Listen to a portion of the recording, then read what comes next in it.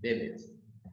Então, esse formulário de sábado passado, dia 12/9, hoje é 19, né, do 9, vamos concluir ele, né, fazer a correção e damos continuidade aí na matéria.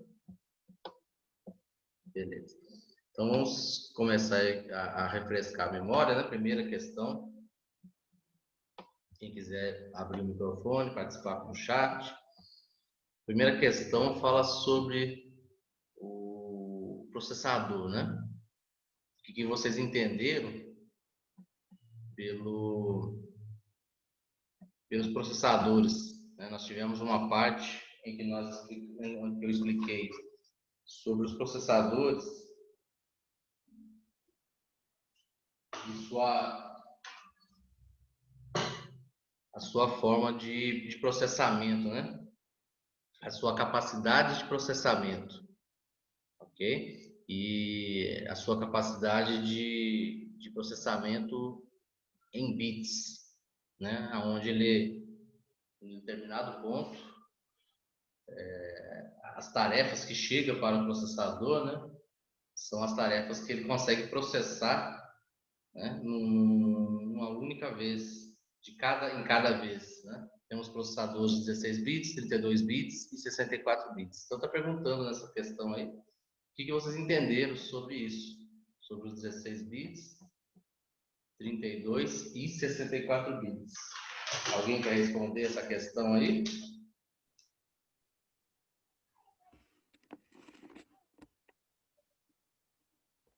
É uma questão que busca um pouco a compreensão de vocês, né? O que vocês compreenderam, o que vocês sentiram aí no entendimento aí dessa questão, tá? O que vocês entenderam por processadores de 16 bits, 32 bits e 64 bits? Alguém quer responder?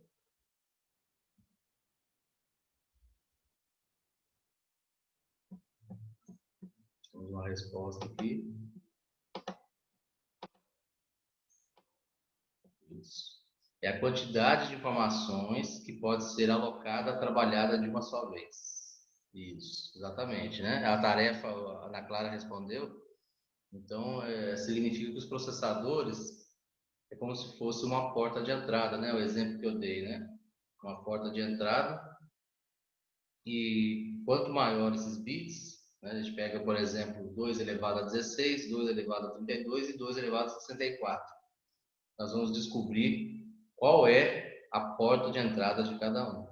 Então, assim, é a capacidade de processamento, né, de uma única vez, né, que ele consegue trabalhar numa única vez. Então, é uma capacidade nessa situação. Existem outros, igual eu falei com vocês na aula, existem outras formas de ser medido, né, a capacidade do processador. Essa é uma delas, tá? Essa capacidade que ele tem de receber processos da memória, né, de uma única vez. E aí nós fizemos lá o cálculo, descobrimos lá, né, o de 16 bits é 4 bilhões de informações, o de 32, se eu não me engano, nem estou lembrado agora quanto que dá, e o de 64 é quinquilhões de informações, né? Então, o de 64 bits, quando ele surgiu já tem um bom tempo, né?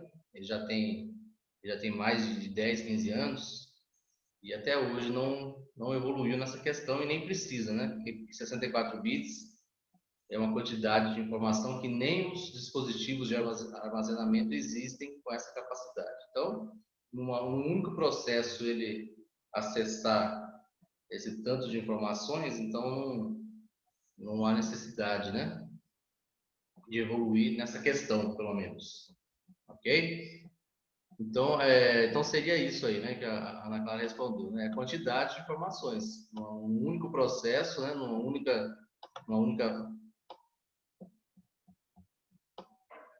única vez, né, ele tem o espaço, né, de entrada dessas informações para ele processar.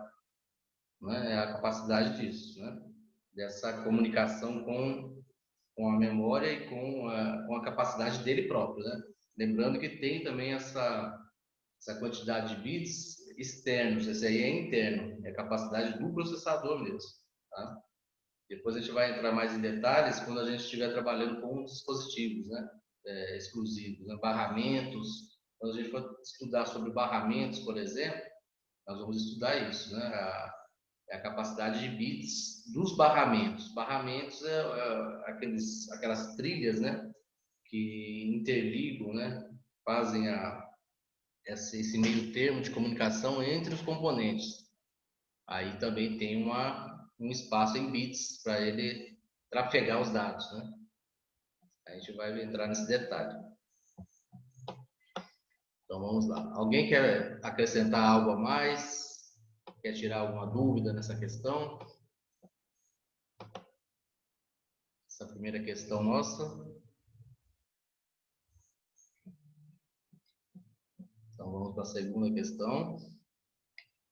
Quais os componentes abaixo são internos?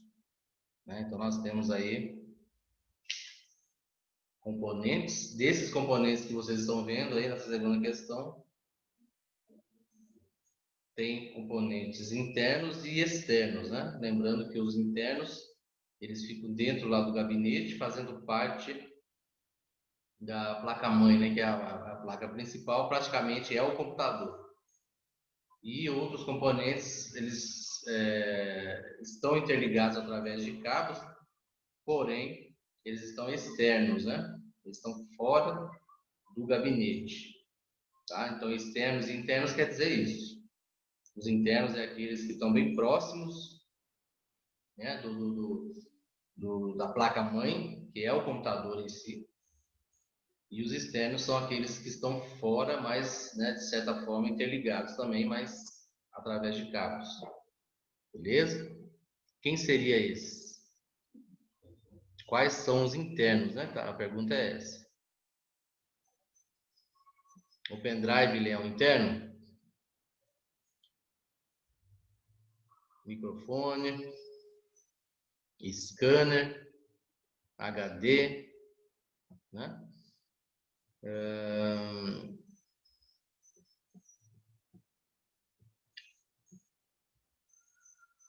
A resposta aqui, HD.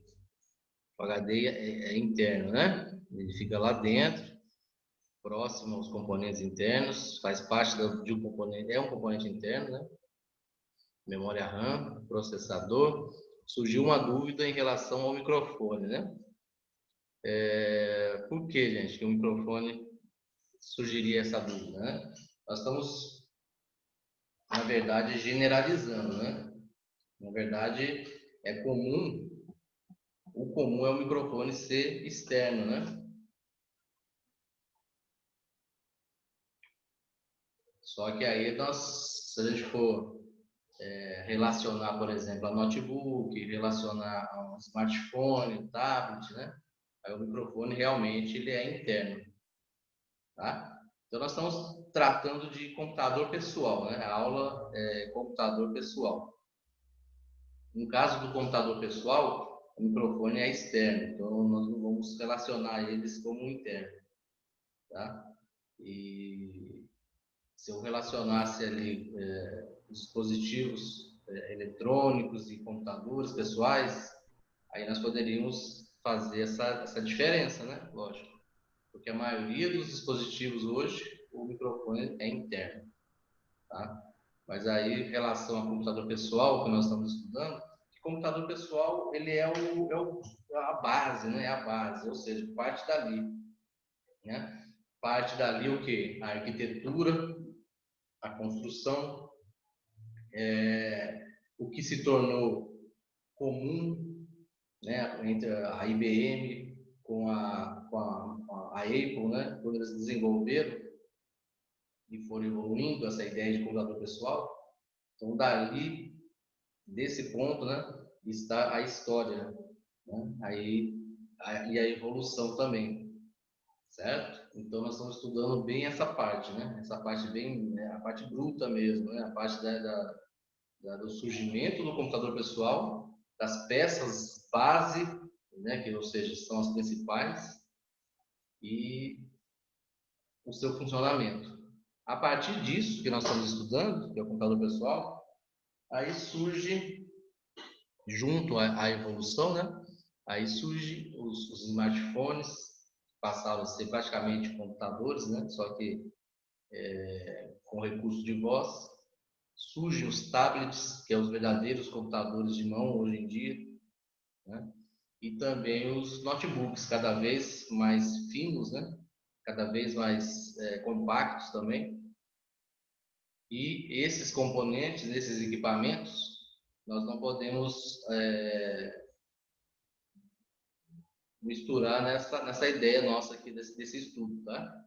Mas colocamos sim que o microfone, ele praticamente pode ter os dois sentidos, olhando por esse lado, tá? E ainda não, o estudo desse slide não é o estudo dessa evolução, né? Nós não estamos estudando a evolução dos componentes da informática. Nós estamos estudando ainda a evolução do computador pessoal, tá bom? Então está respondida a pergunta de vocês, mas essa dúvida de vocês, logicamente que ia surgir, surge em todas as turmas, tá? E olhando por esse lado, no geral, o microfone ele pode ter as duas questões, tá? Vamos lá. Número 3. Qual é o significado de CPU? Sobre qual componente se refere essa sigla? Essa aí tá fácil, hein?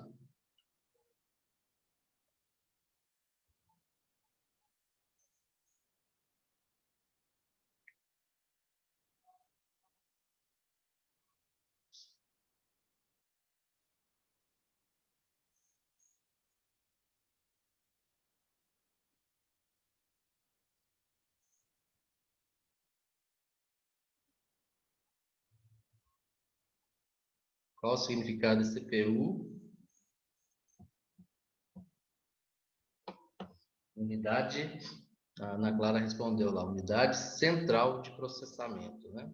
Então é uma sigla que se refere, né, a um componente específico que fica dentro também lá do computador, né? E através de um soquete ele fica instalado na placa-mãe, que é a placa principal, que é o computador em si, tá? Mas por que que ele tem um nome todo especial, né? Por que que ele tem um detalhamento especial? Inclusive, eu falei com vocês na aula anterior, né? Que os computadores pessoais, desde que surgiram, praticamente eles levam o nome do processador, né? Ah, surgiu o computador XT, o computador 286, o computador 386. Na época, e até muito tempo, houve essa forma, né, de falar o nome do computador, né? E saiu o Core i6, o Core i7, Core i5, Core i7, né? Saíram. Então, o que acontece?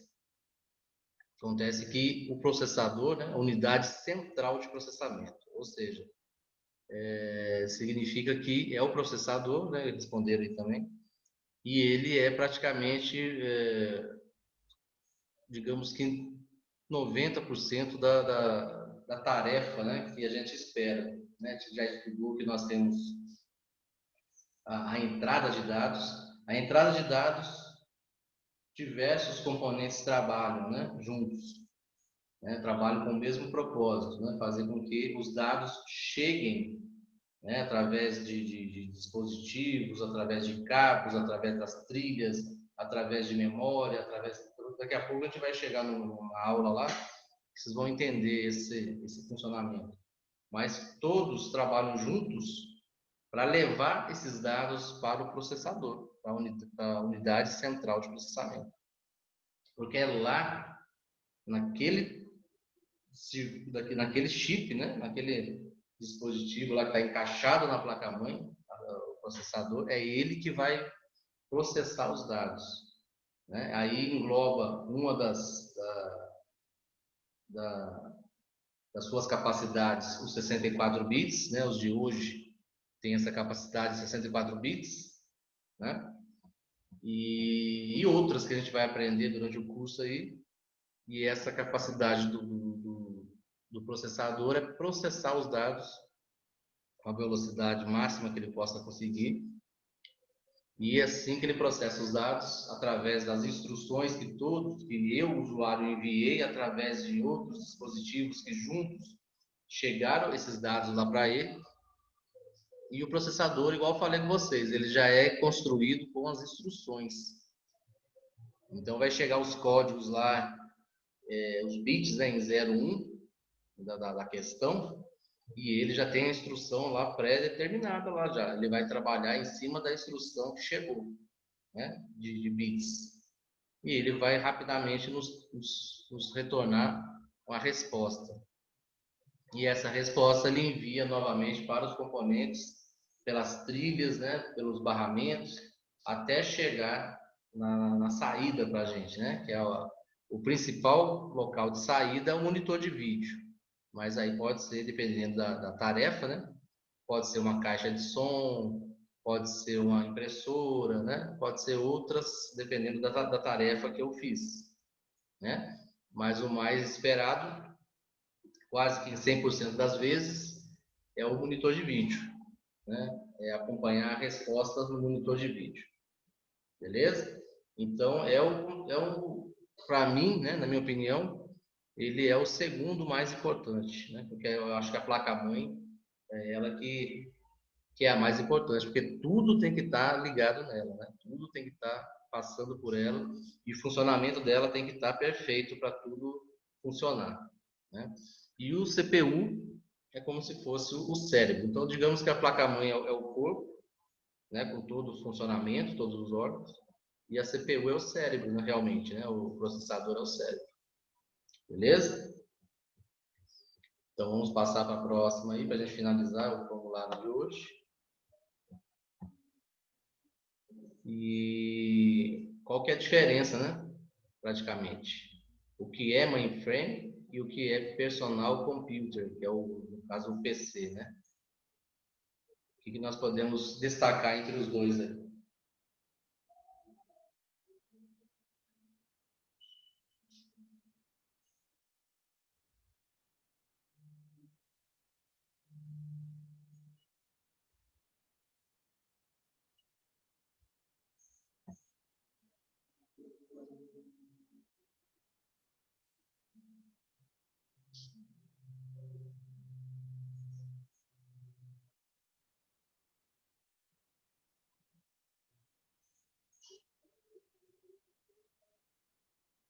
Na Clara tá fera, né?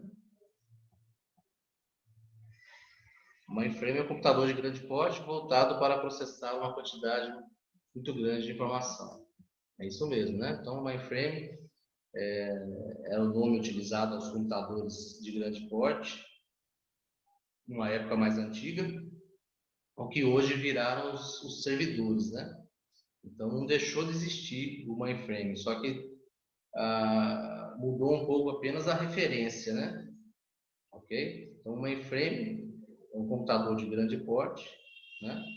E voltado a processar uma quantidade grande de informações, né? Uma quantidade que, na verdade, é para empresas, né? Para grandes empresas, para, no caso antigo, né? Era utilizado para exército, né? Coisas do governo, ok? Então, e hoje em dia, nós relacionamos o mainframe com um servidor, né? Hoje toda empresa ela tem uma sala específica chamada CPD, tá? E o CPD é o local onde fica armazenado lá um rack gigante, tipo um armário, né? De informática mesmo. E os computadores ficam alocados ali, né? Estão agrupados e tudo está concentrado ali da empresa, né? Quanto maior a empresa, maior seu servidor, com certeza. Então, tudo está agrupado ali naquele rack, computadores, equipamentos de internet, equipamentos de segurança, tá? E os equipamentos de rede, né, que fazem com que ali é como se fosse uma central, por isso que é CPD, né? Central de Processamento de Dados. E ali é uma central onde vai ter também a comunicação, né? Os cabos de rede que vão ser espalhados pela empresa, vai chegar ali e vai fazer com que ali esteja concentrado toda a comunicação dos computadores internamente, que é chamada a intranet, né? A rede interna. Tá? Então, isso é o servidor, a evolução do mainframe, né? Deixa eu ver o que mais responderam aí, que a gente pode assimilar também, além do que a Ana Clara respondeu. O Silas respondeu computador de grande porte, geralmente usado por empresas, né? E o José Carlos, grandes computadores, conhecido hoje como servidor, para grandes redes de informações. Beleza, ótimo, tá ótimo. Agora vamos falar sobre o PC, né? Personal Computer. O Personal Computer, quem que respondeu aí? PC é um computador de pequeno porte e de baixo custo. Isso, a ideia sempre foi essa, né? Sempre foi lançar um computador, né? Tanto que a ideia de computador pessoal, quando surgiu, na década de 70, 80, né? Foi essa a ideia, né? Evoluir para um equipamento que a gente pudesse ter em casa, né? Um equipamento doméstico, né? Ainda mesmo sem saber se ele ia ter utilidades, né? Mas a ideia era essa. E a princípio, eu acho que, sim, isso é uma opinião minha, né? A princípio, eu acho que a ideia era ter esse equipamento, né, em casa para lazer, né? Para entretenimento. Depois a ideia foi sendo melhorada, né? Foi sendo melhorada e o computador pessoal ele passou a ser até uma ferramenta de trabalho, uma ferramenta de uso de trabalho, né? E foi havendo a evolução nos equipamentos, evolução nos softwares, né? Nos sistemas operacionais. Então, assim, se tornou uma ferramenta imprescindível, né? Inclusive, o computador pessoal ele passou a ser uma ferramenta dentro das empresas também, né? Então, os computadores pessoais estão nas empresas também. Vamos ver quem mais respondeu aqui. Acho que é só isso, né? Beleza? Então, o computador pessoal é um equipamento criado, né? De baixo custo, né? Criado para ser usado nas casas, né? De forma doméstica. Beleza? O que, de certa forma, ocorreu, foi atingido o objetivo, porém, alcançou, né, patamares maiores, que no caso as empresas também utilizam esses computadores pessoais. Ok? Então, nós encerramos aí o formulário.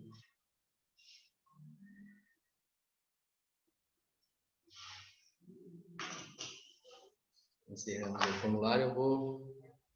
Aí temos uma resposta aqui do Silas. Nos dias de hoje, o PC é muito usado nos home office. Isso aí.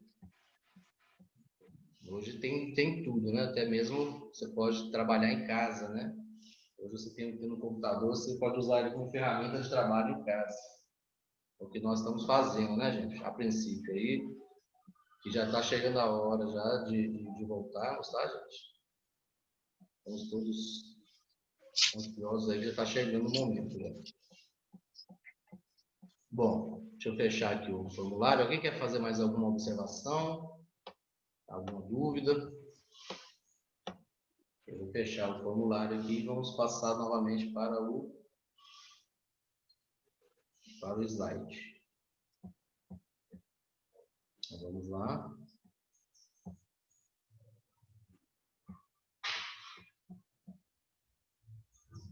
Beleza, voltando o slide aqui para a gente encerrar ele hoje.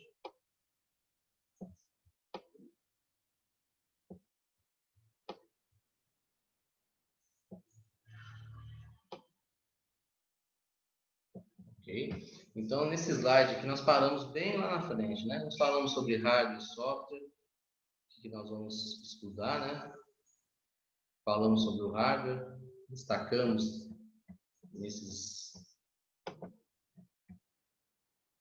imagens, né? Nós destacamos bem o gabinete, e tudo interligado no gabinete, tanto a parte interna, que até respondemos agora aí, como a parte externa. Estão todas interligadas ao gabinete, e lá dentro do gabinete, a placa-mãe, agora sabemos que é o corpo, né, que compõe todos os órgãos, praticamente, e o cérebro, que é a CPU, o processador. Destacamos nomes que os gabinetes já foram ou são chamados, né? Na verdade, então, o gabinete não é o computador, é uma caixa que concentra os componentes internos, a CPU, que é o processador. Okay? Estudamos sobre o mainframe, que acabamos de responder aí no formulário. Questão do PC, né? Computador pessoal, que, querendo ou não, leva o nome do processador. O processador é uma das peças mais visadas, né? Mais importantes na hora de comprar um equipamento desses. Ok? E falamos sobre a base, né? Componentes que formam a base de um computador pessoal, né? Que é o processador, a memória, no caso a RAM, né? HD, placa-mãe, placa de vídeo e o monitor. Né? Isso aqui para destacar. E destacamos também que os smartphones, né? No caso o Comtops, eram os primeiros computadores de mão, mas hoje falando sobre smartphone e tablet, eles também compõem dessa estrutura, né? Dessa arquitetura. Isso aí foi um destaque importante, né? Tudo se baseia nessa evolução do computador pessoal, tá, gente? Tudo se baseia nessa ideia, né? Só que aí, lembrando, um detalhe que nós até destacamos agora lá no formulário foi a questão do microfone, né? O microfone de um notebook, de um tablet, de um smartphone são embutidos. Isso para quê? Para facilitar a compactação, né? Mas não deixa de ter, né? Vindo da ideia do computador pessoal. Então, tudo se baseia no computador pessoal. Por isso nós estamos estudando isso, né? Porque depois nós sabemos que o smartphone vai ter praticamente todas as suas funções, só que aí nós vamos estudar o quê? As diferenças, como que está essa função lá no smartphone, como que eu encontro essa função lá de hardware, né? No tablet, ok? E é isso que se destaca aqui, falando sobre os componentes integrados, né? Que a maioria desses aparelhos possuem os recursos do computador pessoal de forma o quê? Integrada. É isso aí que a gente vai estudando aí aos poucos, né? E chegamos nesse ponto, né? Paramos aqui na aula passada, né? Falando sobre a placa-mãe, que é a placa principal. É nela que concentra tudo, né, gente? Nela que concentra tudo. É nela que o que nós já estudamos sobre eletricidade, né? A corrente contínua passa por ela toda, né? Ok? Os componentes eletrônicos que fazem tudo acontecer, está tudo acoplado nelas também, né? E os componentes internos aí, ó, tudo encaixado nela, e os componentes externos interligados através de cabos, né? Então nós temos aqui, ó, a memória RAM, que nós estudamos na aula passada. A memória RAM, ela é uma memória volátil, ou seja, ela usa tudo que nós estamos usando lá no computador naquele exato momento, está na memória. A partir do momento que eu fecho, finalizo alguma coisa, sai da memória. Então a memória é como se fosse um espaço para a gente trabalhar. Tá? O processador, né, processa os dados, é o que transforma dados em informações, nós já estudamos isso. As placas de expansão. Então o processador está instalado na placa-mãe também, né, no socket dele aqui, ó. A memória RAM aqui também, ó, soquete de memória. As placas de expansão, que expandem os recursos do computador. Essas placas de expansão, elas podem ser em off-board ou on-board. Se ela for on-board, ela está aqui, ó, na parte de trás da placa, embutida na placa. Só a conexão sai aqui para fora para ligar os cabos, né? Se ela for off-board, eu vou instalar elas aqui, nos slots de expansão. Tá? Lembrando que as placas de hoje, ela vem com as duas funções. A gente pode escolher trabalhar ela em off-board ou on-board. Tá? E finalizando aqui para a gente começar a matéria nova aí, né? O HD, né? Disco rígido, é o disco que armazena tudo que está gravado, né? É o espaço de gravação mesmo, fica ligado aqui, ó, nessas conexões. E o HD é nele que está instalado o sistema operacional, é nele que está instalado os softwares, os programas, né? E é nele que eu gravo todos os meus trabalhos, beleza? E chegamos aqui, ó, aqui que nós paramos de fato, né?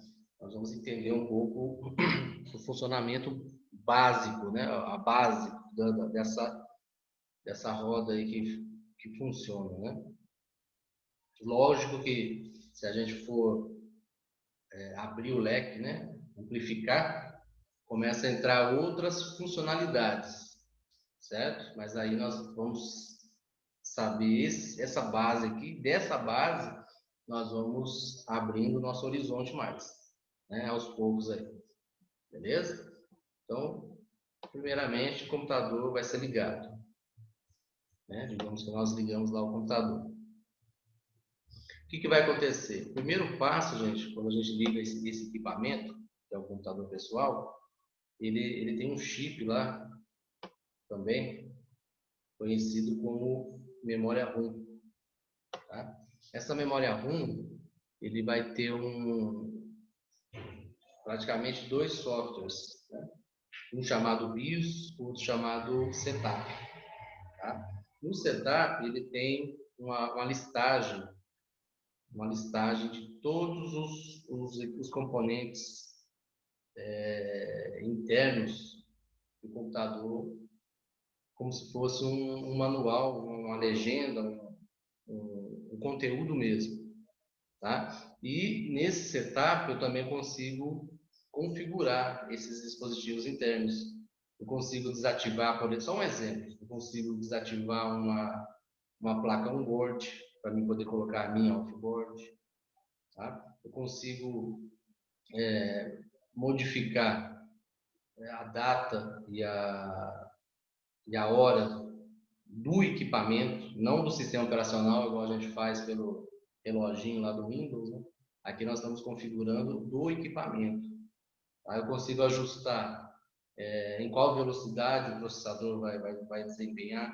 Posso colocar ele no máximo ou posso reduzir um pouco para ele não chegar a esquentar muito.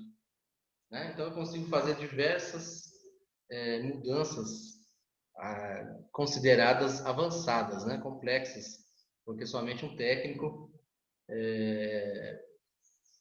é comum trabalhar nessa área do setup. Né? Não é interessante mexer sem o conhecimento, certo? Então tem esse setup, igual eu falei com vocês, e tem a BIOS, né? A BIOS ela tá relacionada também com a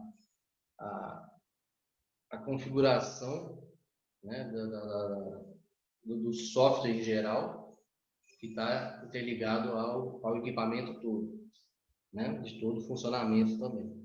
Então, o que acontece? Na hora que você liga o equipamento, a memória ROM ela vai fazer um teste chamado post. Esse teste é o post esse post é o teste de inicialização do equipamento, tá? Ou seja, a BIOS faz isso, né? Para testar todos os equipamentos. É um autoteste de todos os componentes que estão interligados à placa-mãe. Então, essa BIOS é como se fosse o coração da placa-mãe. Tá? Eu vou encerrar aqui o link Já já eu mando aí para vocês, está faltando menos de um minuto. Já já eu mando o novo link aí para a gente continuar desse ponto aqui, tá? Daqui uns minutinhos estou mandando para vocês.